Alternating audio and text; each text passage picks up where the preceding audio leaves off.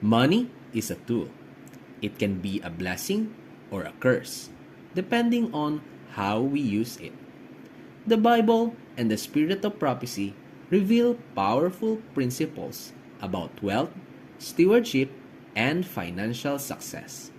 Here are 10 rules of money that rich people know according to God's Word. Rule number 1: God owns everything. The first rule of wealth is recognizing that all money and resources belong to God. Psalm 24 verse 1 says, "The earth is the Lord's, and everything in it." True financial wisdom begins with surrendering our finances to God. Ellen White writes in Counsels on Stewardship, "We are the Lord's, and all that we have is His."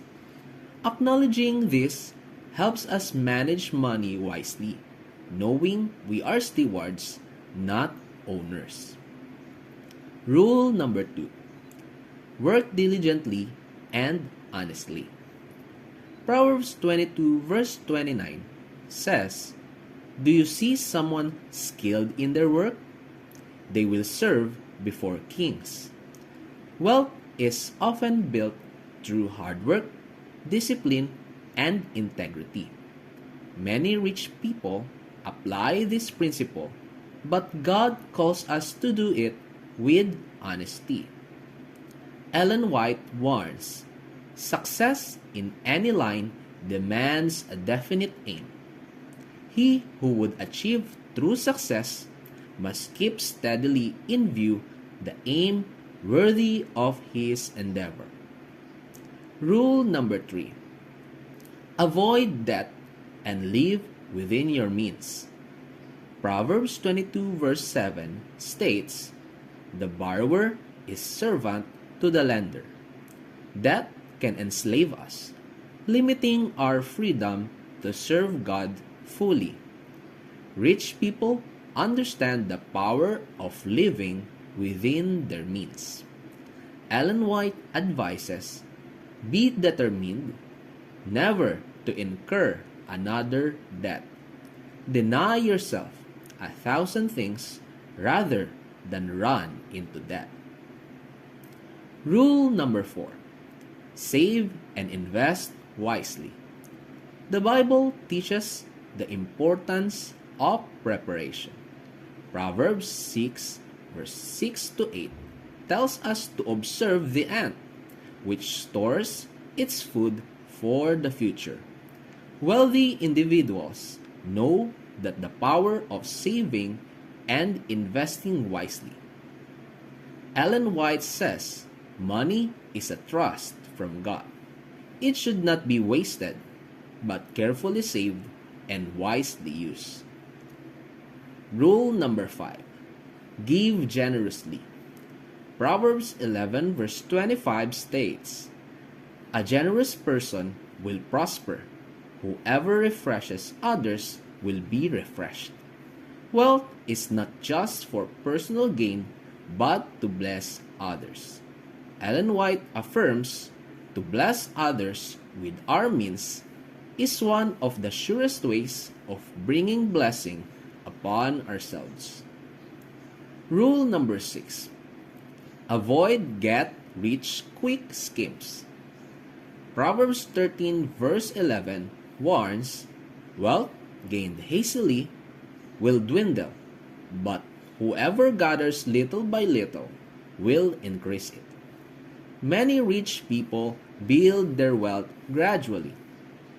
Ellen White warns against gambling and speculation, saying, "Satan invents unnumbered schemes to occupy our minds, that they may not dwell upon the very work which we ought to be best acquainted."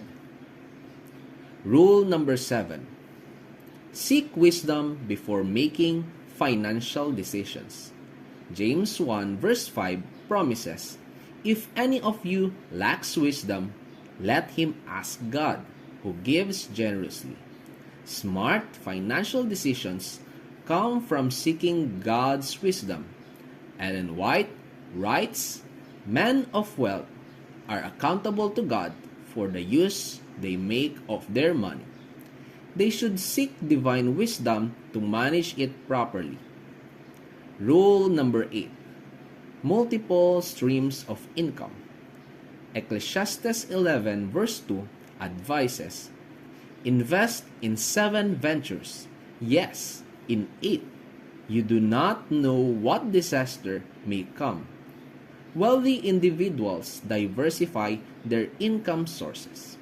Ellen White, though not using modern financial terms, supported industry and self-sufficiency, writing, "Every man and woman should be educated to be self-reliant." Rule number 9. Be content and trust God. Philippians 4 verse 11 to 12 teaches, "I have learned in whatever state I am to be content." Contentment is a secret to financial peace. Ellen White reminds us, true happiness is not found in riches.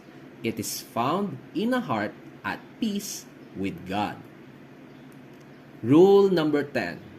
Put God first. Matthew 6 verse 33 instructs, "Seek first the kingdom of God and His righteousness, and all these things shall be added unto you." Wealthy people prioritize their financial goals, but God's Word tells us to prioritize Him. Ellen White affirms, when we make God our trust, we shall not lack for the things that are necessary. Money is a tool, and God calls us to use it wisely. These 10 biblical principles, practiced by many wealthy individuals, can guide us in managing finances in a way that honors Him. Remember, the blessing of the Lord makes rich, and He adds no sorrow with it. If you found this video helpful, like and subscribe for more Bible-based insights.